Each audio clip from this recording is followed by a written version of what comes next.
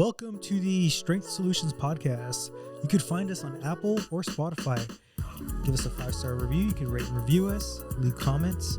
Also, we're on YouTube, and you can comment below and also subscribe to the Strength Solutions podcast. Then, if you're looking for our website, it's ssempowered.com. We have free blogs, free guides, and you could we could purchase some programs on there. Hey. Also, if you're looking for email to email us future fitness questions, it's strengthsolutionsempowered@gmail.com. Then you're looking for us on social media. We have a Facebook, Strength Solutions, Instagram, Strength Solutions Pod, on TikTok. Sorry. Hey, and then we have TikTok now. Then we have an Instagram, Strength Solutions Empowered. I'm Strength Solutions Edwin. I'm Strength Solutions Nathaniel. Okay, so our topics for today, before we go into it, is how do you find what's right for you? 2024 and the crazy start. New documentary on Netflix, What You Are, What You Eat. More companies not requiring degrees. Ooh. Load tolerance. Then we have our red finds, our 2 studies, and our 4 fitness questions. All right, so we're going to start back at the top. And how do we find what's right for ourselves, right? The first thing people got to understand, there's advantages and disadvantages to every modality there is. Yeah. So I was having a conversation with a client, and we're talking about her chiropractor is also a physical therapist. Oh. And it's a pretty interesting concept. And I think that, you know, chiropractor has its shortcomings, PT has its shortcomings, physical fitness and personal training has its shortcomings. And then within the personal training space, there's a lot of shortcomings. Sure. So, for example, like a power lifter, it's great. You're going to get really strong and all that. But underneath all that load, you may not have individual load tolerance, load strength. Bodybuilding, we're great at just isometrics, but how do you put it back into a full movement, right? Yeah. So first is like figuring out what's right for you at the time as an individual. Right. It's going to be based on your goals, you know? So like, I would say that if someone is looking to just build muscle, right? Maybe lose weight, things like that, you might go more into like a bodybuilding type of training, right? Focusing on just building muscle, feeling contractions, getting in tune with your body, stuff like that. Now, let's say later on, now your goal is to get really strong, right? I want to be stronger than I was before. I'm not really focused on just building muscle. Powerlifting might be the way you go, right? And I think that you the thing is though, is not to get stuck in any of them, right? Yeah. It's not doing the same one over and over or just saying like, this is the way. I only do this Are one. you Mandalorian? Right? This is the way. I am the Mandalorian. Yeah, I love that show. This is the way. And not just choosing one, right? Because there's benefits, like you said, to all of them. Your goals are going to change throughout the year. Your goals might change throughout the months, right? They might even be shorter than that. So you're always going to have to try and figure out which one it is that you really want to focus on. Yeah, or it may be a need, right? So like I'm not feeling really tight. I can't lift as heavy. Yeah. So maybe I need to do more of a, mobility training kind of concept and change it. So just remember, a lot of these things are individualized at the end of the day. Your nutrition's individualized, your social life's individualized. Everything's very individual. All depends.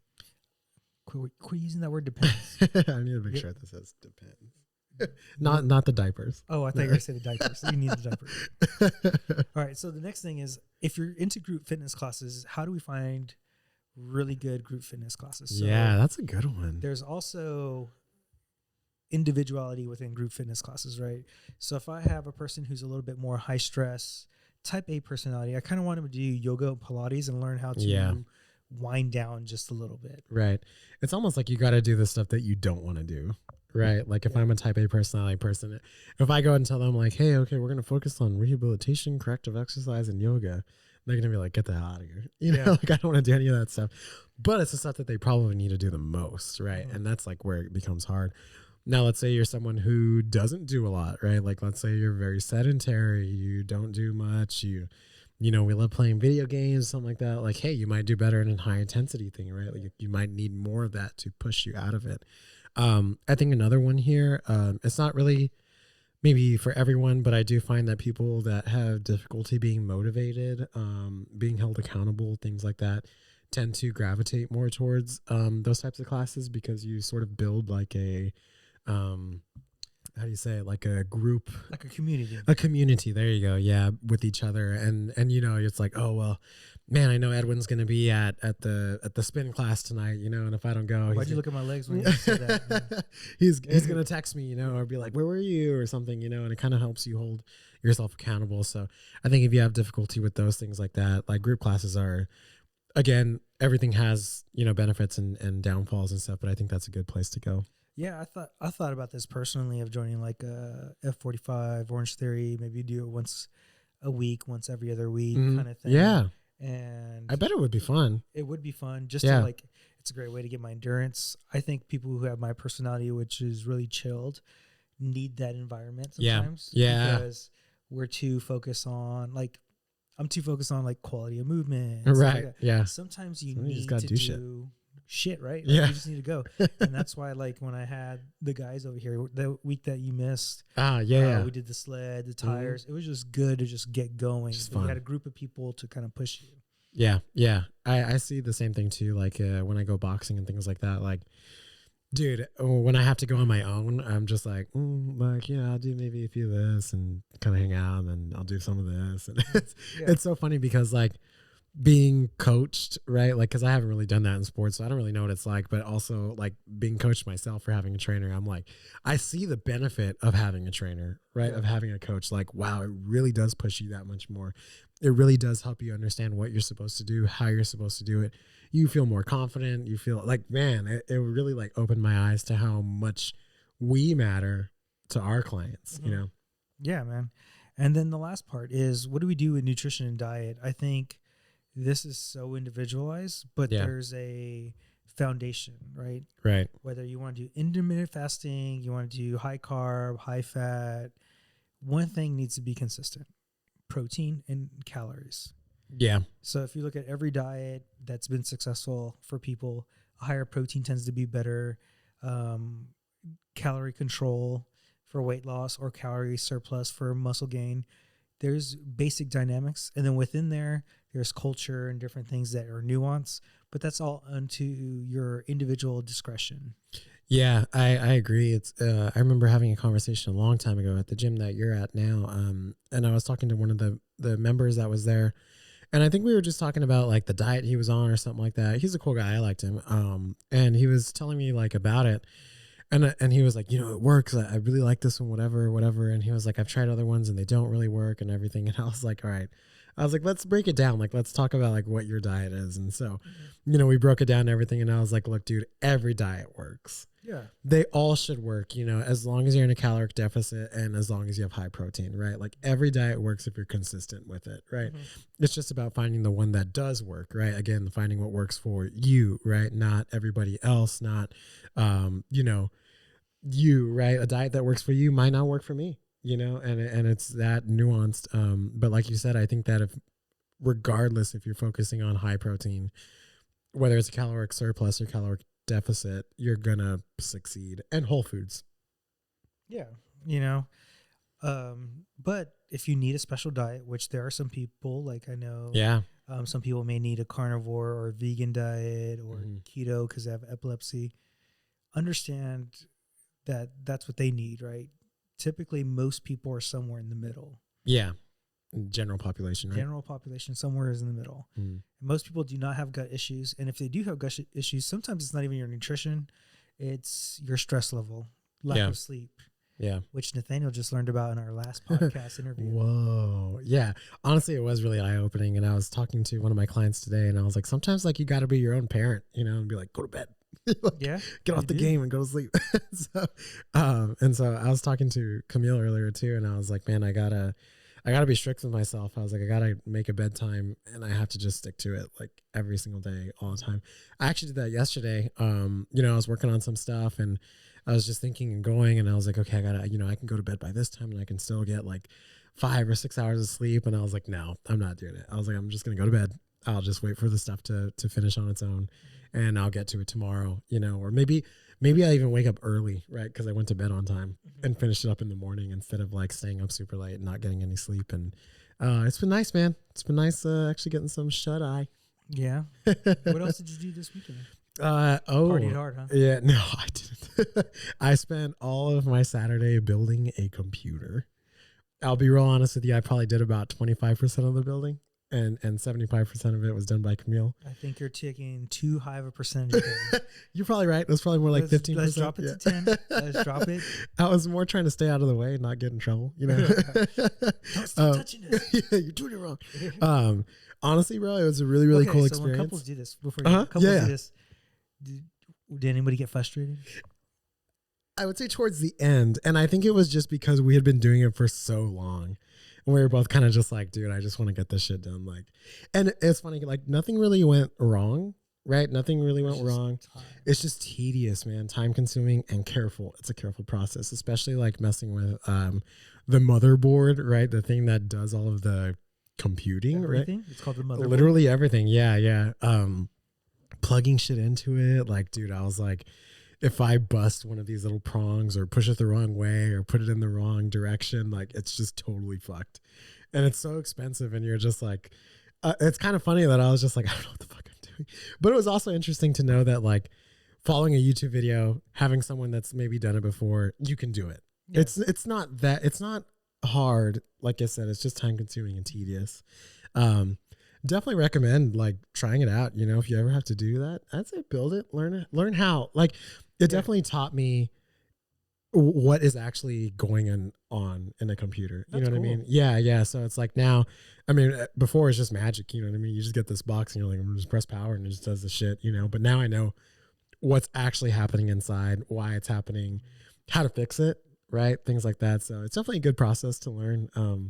You know what's cool about those too is like if one part goes bad or you want to upgrade a part, you literally just got to buy a new part and input that part. That was the thing, man. It was kind of an investment because I think I talked to you a little bit about it too, like looking at laptops and stuff, especially for what we're doing now, like editing audio, video, exporting files, all that stuff. Like you need your shit to work, you know? Yeah. And so for a time I was like, maybe I should just, I thought I was like, maybe I could just upgrade my laptop.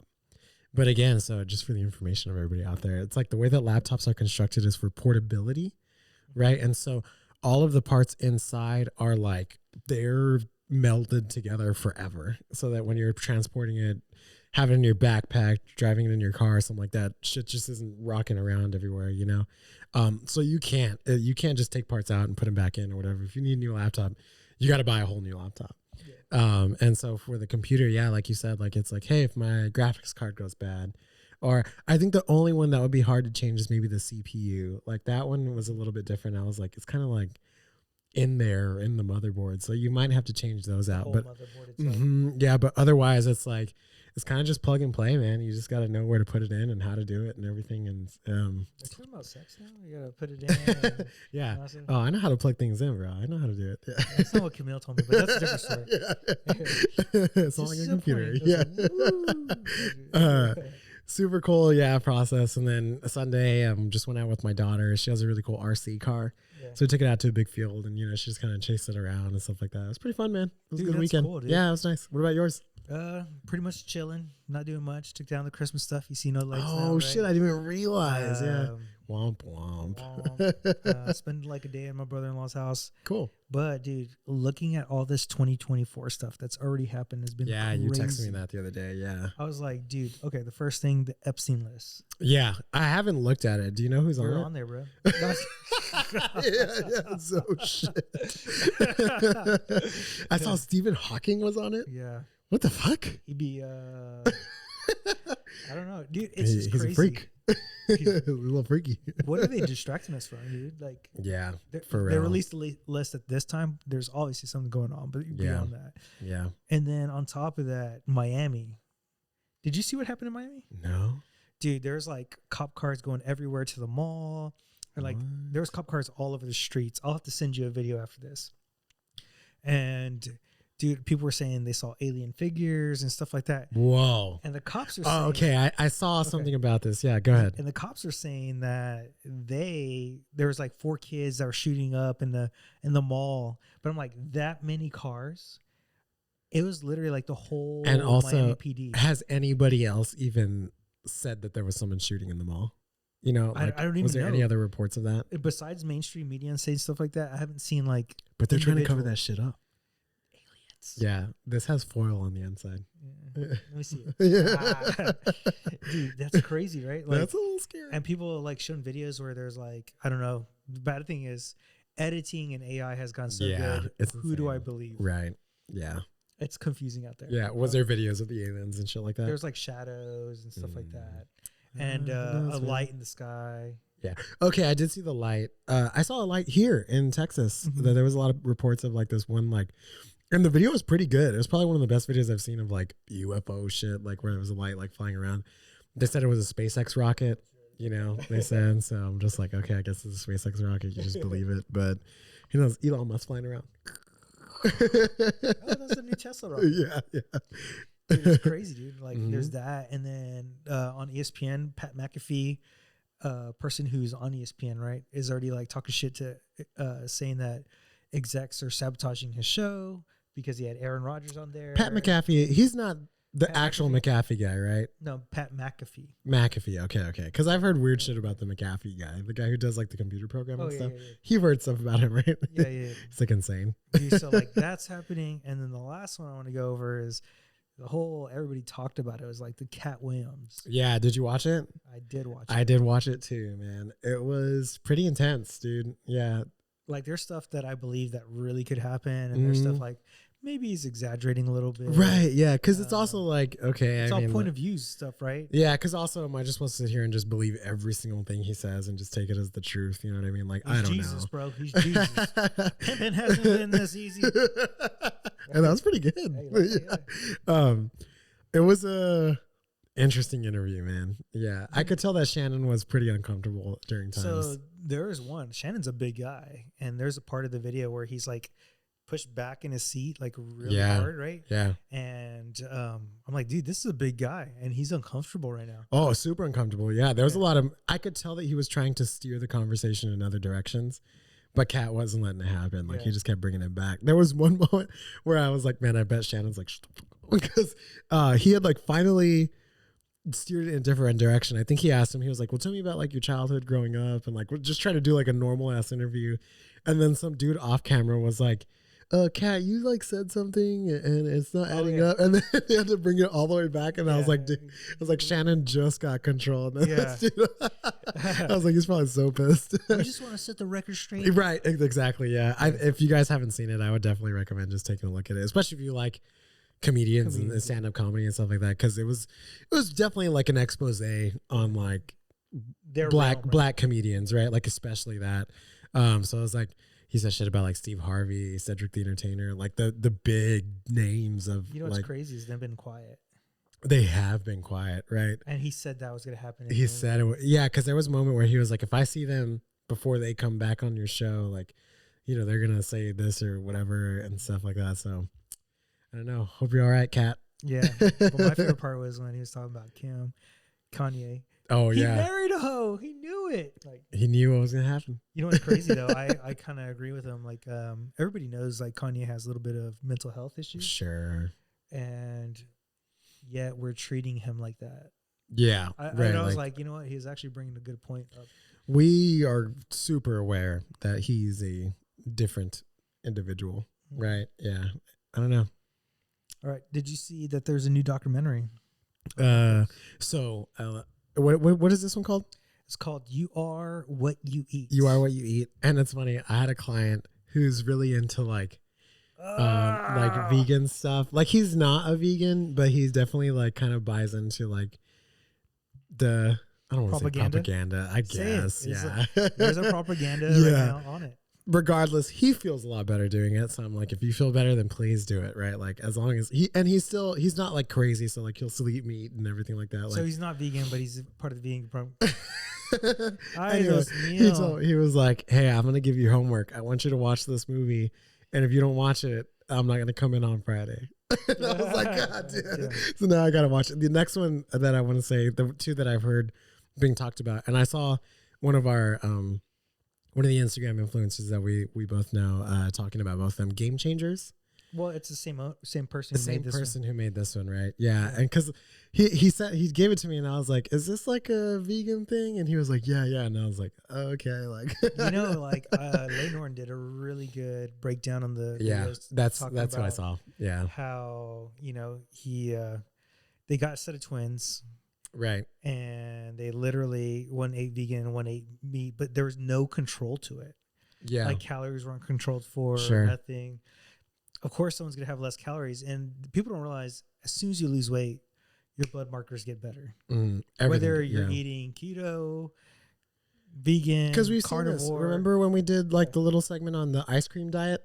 Yeah, where the guy ate gas station ice cream for like 3 months or something like that. Blood work got better. Yeah, it has nothing to do specifically with eating vegan, right? The first step is weight loss and quality of tissue. Right? Yeah. Second step from there for optimizing health is building muscle and eating mostly whole foods and making sure you hit your protein. And I think that's another thing too with the vegan stuff. It's just like if I'm going to eat vegetarian, if I'm going to eat vegan, it's way easier for me to eat actual whole foods, right, than it is if I'm going to do like adding in meat or animal products. There's so much more processing and that type of stuff that I can just easily pick up, right? Frozen chicken nuggets or whatever it is, right? Yeah, sure, I can buy like vegan, fake meat type things, but like, but you're not, you know what I mean? Most of the time that you're going to buy all the vegetables from the grocery store and everything. So you're just, it's not so much about eating vegan. I guess maybe it makes it easier to think about it that way, but it's like, it's just about eating better quality. I wasn't going to talk about this to the next podcast or whatever, because I had it as a future topic. I think it goes back to, we live in a state where there's this thing called death denial. And biohackers are part of it. People who are religious are part of it. And we deny that we're to die someday. Yeah. Or that animals die some days. And I believe that's why the vegan movement's there, is they're denying that animals actually die. And they die harsh. Yeah. Like if you go out to the wild, another animal rips half of the other animal, it runs off, and animals are dying every day. Disease. Right. Yeah. Right. And then we deny in fitness and health that we're to die. That's what the biohackers are trying to do, like live to 100, 200. You're to die some days. Like you're just going to die. Like it's going to happen. Yeah. And I think if we can recognize that, it'll give us a better moral framework in the sense of whether I'm atheist, Muslim, Jewish, Christian, to give me a moral framework of killing someone's wrong, doing things that harm others is wrong, and trying to live my best life on this earth to impact others and serve others, because I know I am going to die, but I can leave a footprint in the future. And if you live your life that way, it makes a huge difference. Right. Death denial. That's interesting. I think, and I got this because I was listening to a podcast, and I think it's an interesting concept that a lot of the stuff we do is to deny death. Yeah. Pharmaceutical companies, nutrition. Yeah. Everything's to deny death, the inevitable, right? And sometimes we got to be accepting of it. Not saying that we shouldn't have pharmaceuticals, we shouldn't optimize for health, and because it'll allow us to do more with more time and more quality time with our family. But don't stress out about it. I wonder why, all right? Like, why is there so much I guess I don't know. I'm not worried about dying, right? Like I know I'm gonna die someday, right? But I also think that's what makes our minds calmer, and that's why we talk like this. Sure. Where I think a lot of people who are avoiding it tend to give off energy of like panic, right? Or all of a sudden they become. So they did a like study or whatever where they told someone to draw like currency or did something before, and then they said, "Oh, by the way." Oh, there's one about a judge too, like giving a verdict. Then they told him like, well, you're to die someday, and making them aware of their own death. The judges that happened to give a harsher verdict, they made their currency bigger. They became more religious, or if they're atheists, all of a sudden they became more religious. And we use these emotions because they're trying to like cope with it. because they can't cope with it. Yeah. It's like fear mongering. Yeah. Oh, that's why we got to do vegans because animals are dead. We got to do carnivore because everybody has gut issues. We got to do keto because, it's the only way to lose weight or you're never going to lose weight. We got to do this. Yeah. And we use people's emotions. And I think like the reason that we won't grow that fast is because we don't use people's emotions against them. Right. The reason it's going to be harder for us to make business deals and stuff is because we're trying to get the best outcome for everybody instead of just being selfish. And I think a lot of people struggle that if you work that way, short term, it's going to be hard, but long term, you're going to see growth. Right. Fear, baby, fear. Fear. This guy fears me when I lift. Yeah. So big. So thick. All right. Dude, there's a recent thing. It was on Fox News, and they were talking about like Delta Fox Airlines. No, I'm just kidding. Damn. I'll watch them all, bro. I'll watch them all. Do you follow left, right, center? Yes. Yeah. And companies are starting to, more and more companies are not requiring degrees anymore. That's so funny. When you brought that up during the topics, I was having a conversation with someone last night, and we were talking about getting tattoos, right? And we had... Whoa. You gonna get another one? No. Not anytime soon. You at least could get my name on there. Yeah. We get it in a heart, Edwin. Yeah. Come on, man. Fuck Camille. No,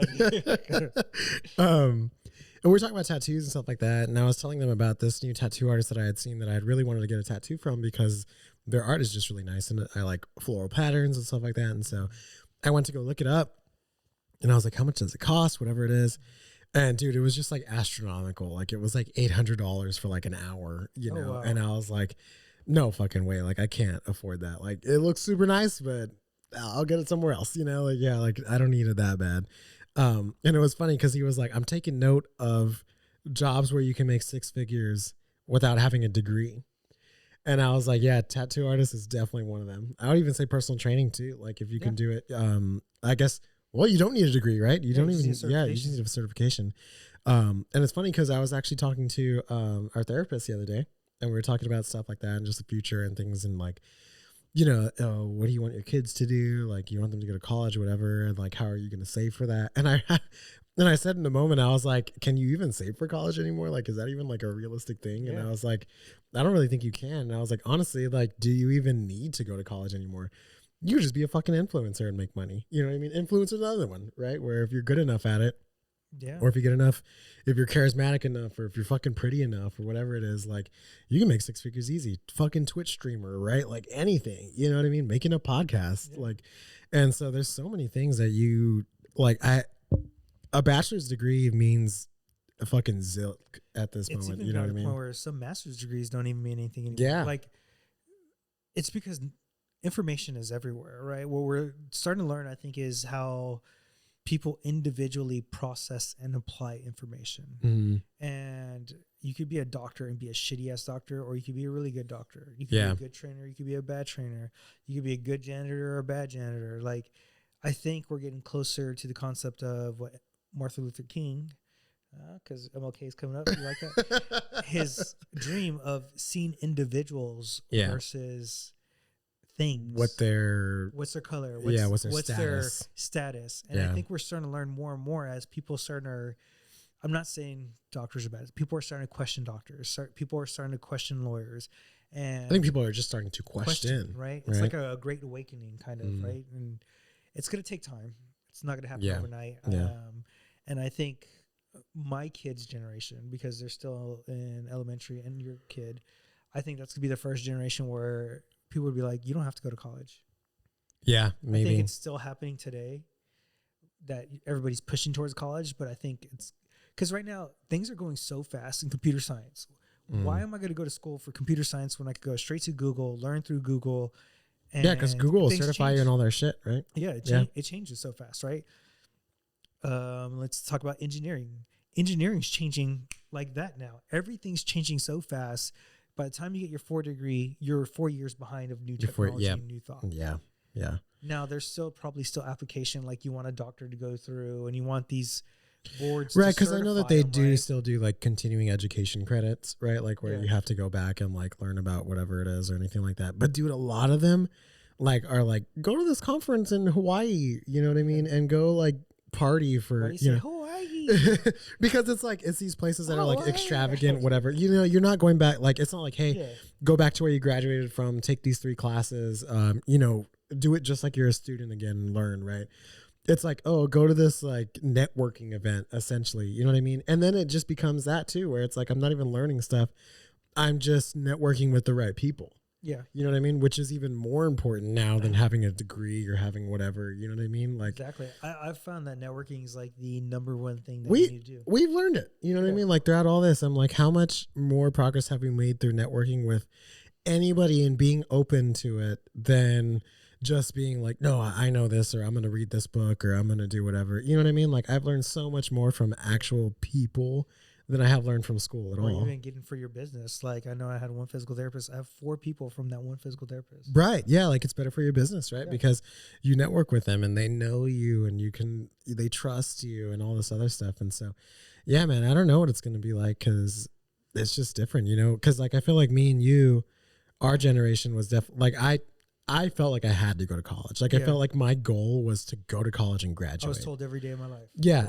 all through high school. I remember I was in this special like class where all it was like college preparation. Mm-hmm. Like we'd go and like fill out mock college forms, or they would make us send out all of our, you know, applications through Apply Texas to all the different schools that we wanted to apply to, make my parents pay $20 for each application and, you know, all this shit. And it's just like, you know, you don't even get approved for half of them. You know what I mean? You end up going to community college anyway, you know, and it's just like, you can be successful without a college degree. And I definitely think that since we know that now, I'm definitely going to instill that in my kid. Like, hey, if you want to go to college, please do, right? Like, do you it. Want to do trade school? You want to do college? Yeah. You want to do, honestly, you're going to give them different avenues when we didn't have when I didn't have it. Yeah. Like, it was almost like, you know, I almost wanted to go be a mechanic. That was for automotive. And my dad was about it because obviously he likes that shit. You know what I mean? But I almost felt like at school, like it was a looked down upon choice. Yeah. Like, it's like, oh, you want to be a mechanic? Like, what the fuck? Like that. I probably would make so much money being a mechanic, bro. Yeah, because they need you. Yeah. And I feel like we look down on those trades because they probably, you know, they know that you can make money on it. And they know you don't have to go and be a servant of the institution of school and everything like that. Like, and then you know what I mean? Forever. Yep. I wasn't going to do it. I'm not going to do it. All right, so the last one before we go into Red Defines is I want to talk about like low tolerance. And I was having this conversation with a client of mine, and we're talking about, you know, grabbing a weight, bringing it back behind my head, and is this a bad movement? And they were like, oh, yeah, that's not good for you. And I was like, why? And I was like, I have this 3-pound weight. It's not going to hurt me. It's not a bad move. It's about low tolerance. What is your body can tolerate? Able to do, right? Yeah. And if I can move into this range of motion and not feel pain, that's great. It's safe. And then if I could even put it in load now, then it's going to be even better. Yeah. Now there is a risk versus reward. I'm not saying grab a 100-pound weight, go all the way back and then forward. Maybe you can build yourself up to that, you know, but everything comes down to low tolerance. Yeah. I always think about it in terms. So like when I see my client, right, like I like to ask, like, what do you do for a job? What is your life like? Do you have kids, right? Like, are you the homemaker or do you work a lot? Like, you know, all these things are super important to me because I need to know how to prepare them for their life, right? Now, if someone comes in and they're like, nope, I work construction and I do this and I do that. Okay, then, you know, lifting heavy is going to be important for you, right? Lifting heavy, doing deadlifts, overhead presses, the bench press, right? Rows, things like that are going to be important for you because you need to be prepared for your specific life, your individual life, right?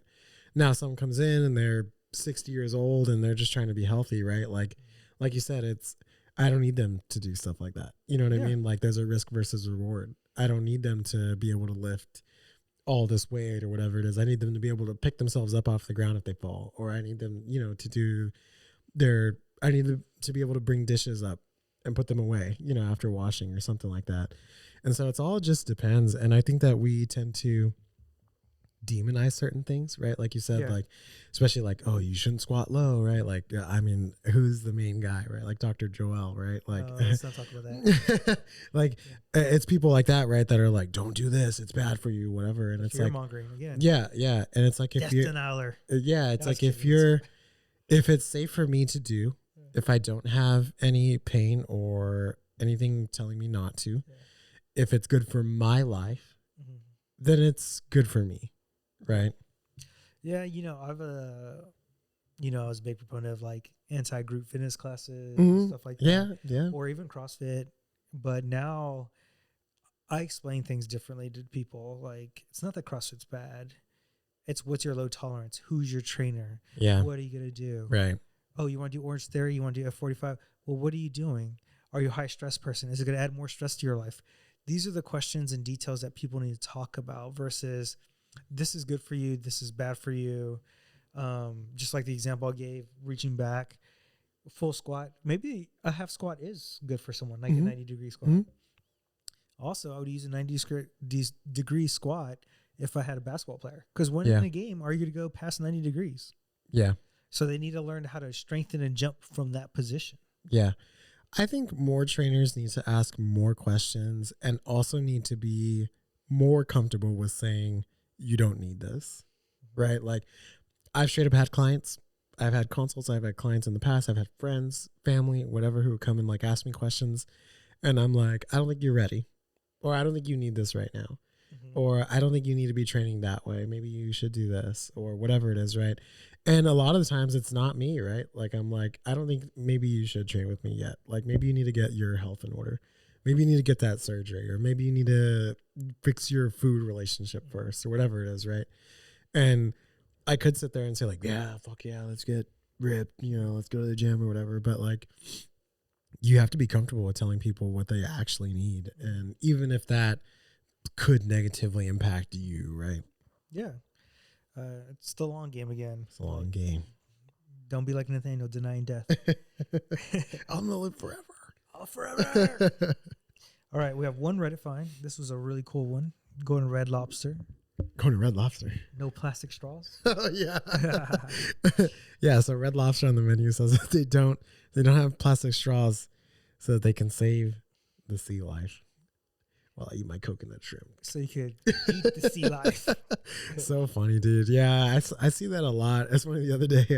We were somewhere and Camille was like, man, you ever think about how like every plastic straw you ever use is probably like still on the earth?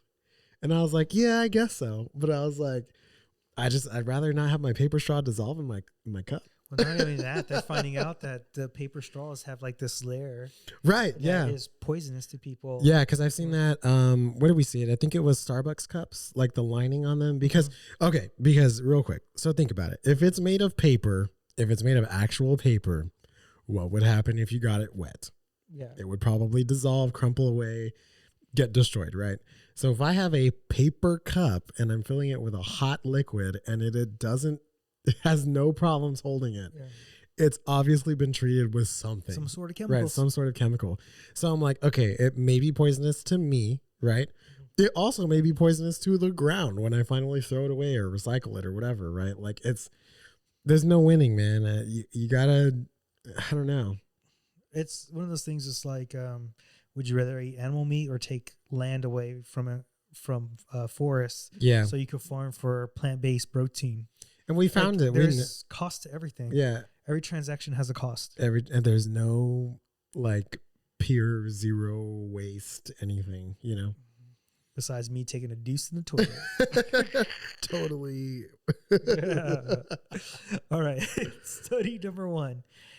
New reasons to eat less fat should be one of your New Year's resolutions. That's how it led the headline. Wow. So the study, it was a study out of University of California, Riverside. And the study motivate your New Year resolutions. Sorry. It demonstrates that high-fat diets negatively impact genes linked not only to obesity, colon cancer, and irritable bowel disease, but also the immune system and brain function. So what was funny about this, it was in mice. Okay. And they did one with polyunsaturated fats, saturated fats, and monounsaturated fats.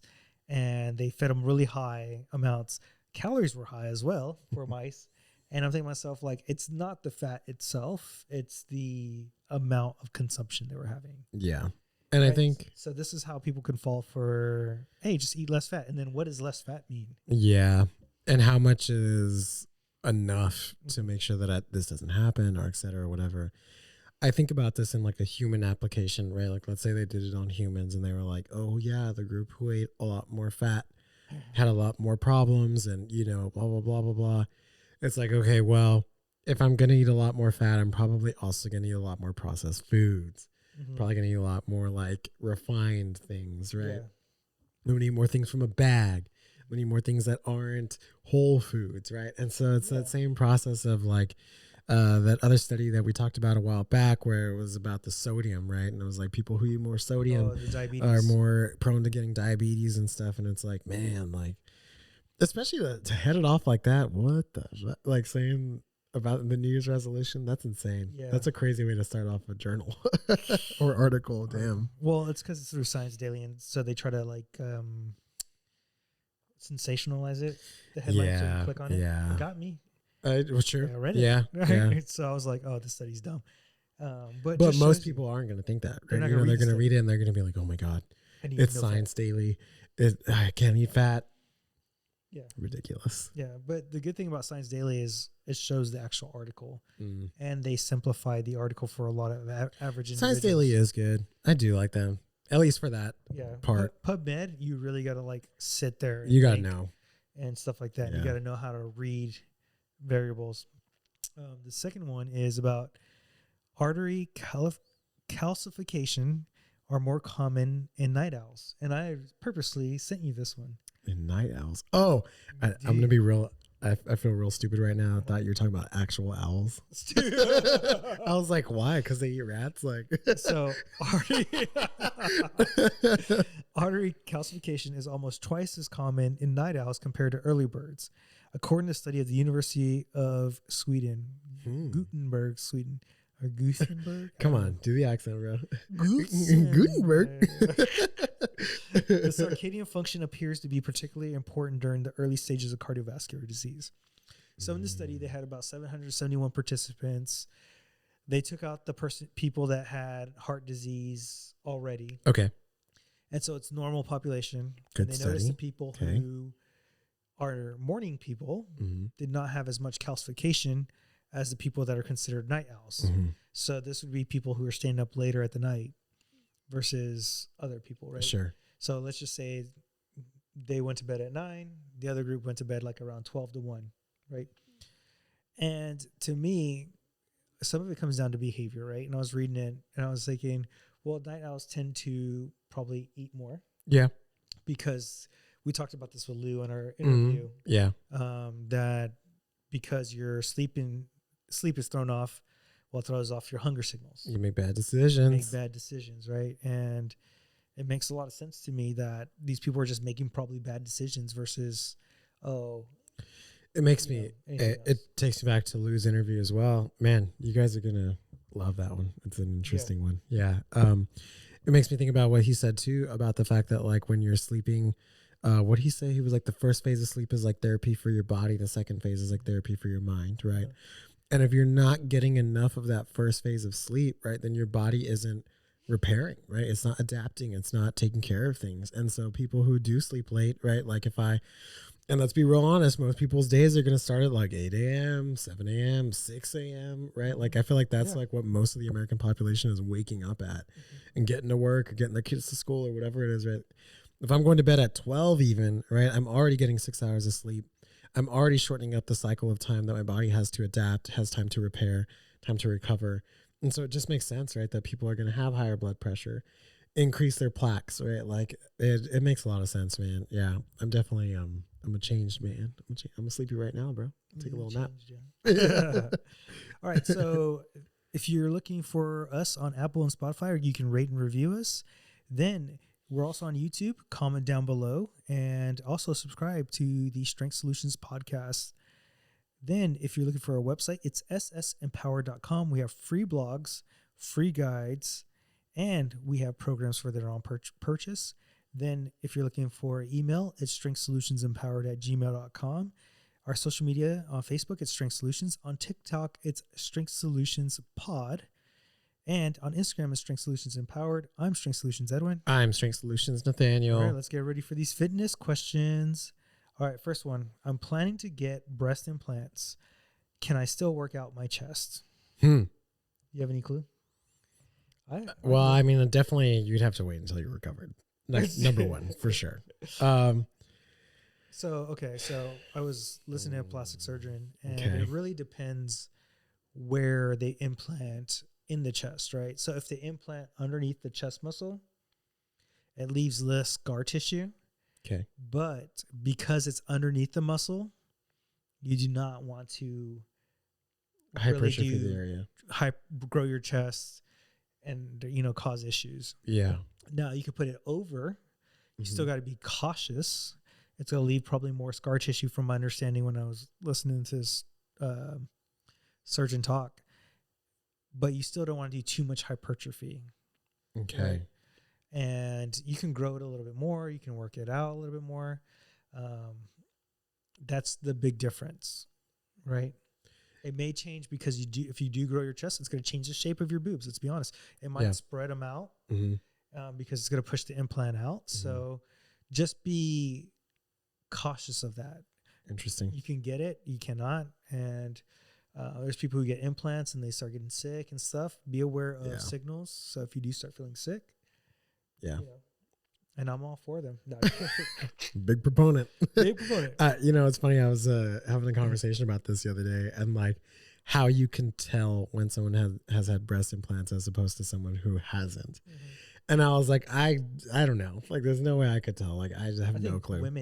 Women know, right? And that's who I was talking to, and they told me they were like, you could look at the size of their traps, their upper traps. That'll tell you. They were like, if they are naturally well endowed, right, that they'll have larger traps because they've had a lifetime of holding up the chest area, right? And they said that if you ever see someone who has like huge boobs, right, and they have no upper traps or they're really, really like just sunken down up here, that they've had implants because they got them later in life. So they haven't had time to like hypertrophy like that to actually like support the chest, with the upper traps. And so it was an interesting point. Yeah. But also, I can't stare as a guy. You can't. No, I'm staring at your traps. I'm looking at your traps. I'm just checking. I'm just gonna make sure your traps are good. All right. Second question: if you had a full year to build your body as a bodybuilder, what would you do for your work that's going into the next year's competition? Dude, that's so cool. Could you imagine just a full year of just working out? This is your only thing you're paying attention to, nothing else. That'd be so cool, man. Oh, dude, I don't know. So I would start with a powerlifting protocol. Because I would try to want to build up as much strength. You want to get as much strength and muscle. I'm not worried about as much hypertrophy at the moment. And then somewhere between months 4, 5, and 6, I would start then going into my bodybuilding protocol. But even then, I would start more with a heavier phase of my bodybuilding protocol, and then go into like a higher rep, then bring a higher rep. And then as I was getting closer to show, and there's more complexities and nuances to this, but this is like a general. Then by the time I hit show, I'm probably hitting like the 12 to 20 rep range. Yeah. Supersetting, doing things like that. High volume. Extremely high volume. But I would start off with powerlifting for sure, because my goal is to build my amplifier so I could build better speakers later. There you go. Yes. So let me explain it, right? Because I would essentially say the same thing. So starting off with the powerlifting phase like that increases your strength, right? You are going to get some hypertrophy with it, right? It's just inevitable, but it's not going to be as much as how much weight you can lift, right? And I think that starting with those phases, right? Like let's say you do 3 months of that, like you said, maybe months 4 and 5, I do a heavier bodybuilding type workout, right? And then from maybe month 6 to showtime, right? I'm doing more hypertrophy work, higher volume, things like that. And so setting yourself up that first half with a higher strength phase enables you later on when you're lifting lighter to still lift heavier, right?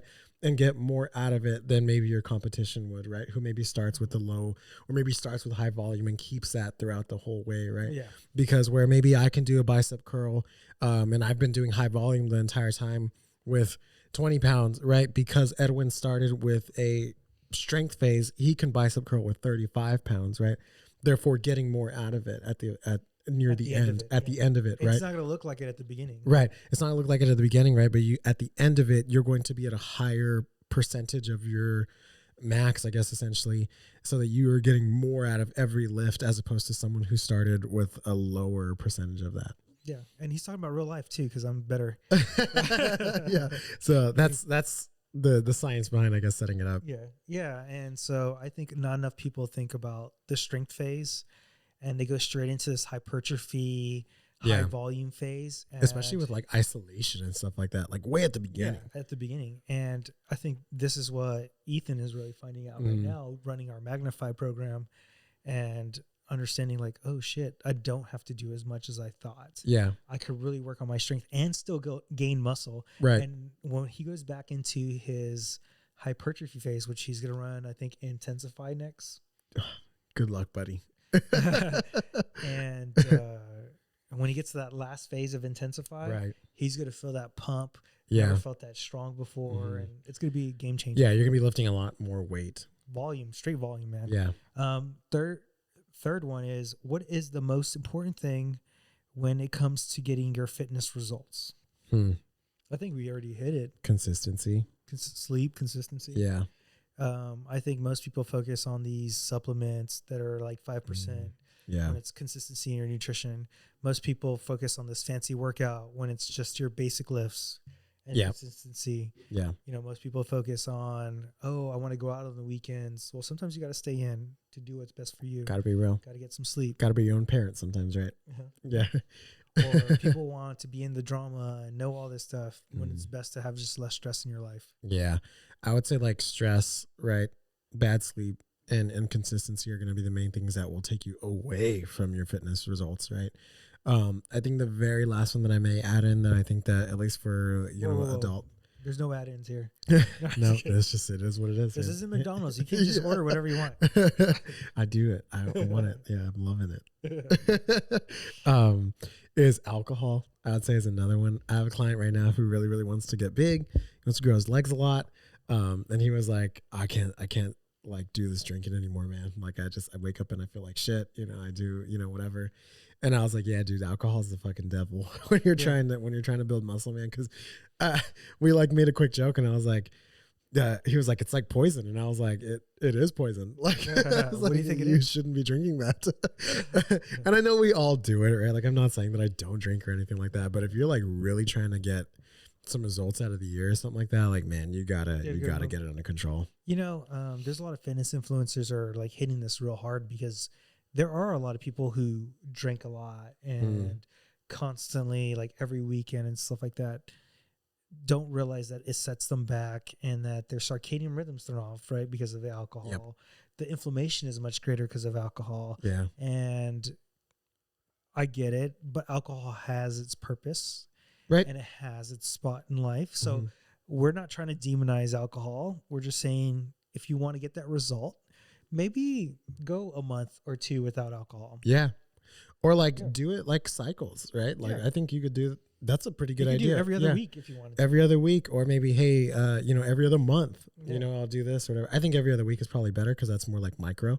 Yeah. And it doesn't especially for a lot of people who drink 3 or 4 days a week. Yeah. Yeah. And it's just like, you gotta monitor it. You gotta mediate it a lot if that's like a big issue for you. Yeah. Last question. I want to grow my calves because I have trouble growing them. What are things I can do to grow them? Wear high heels. All the time. Just do it.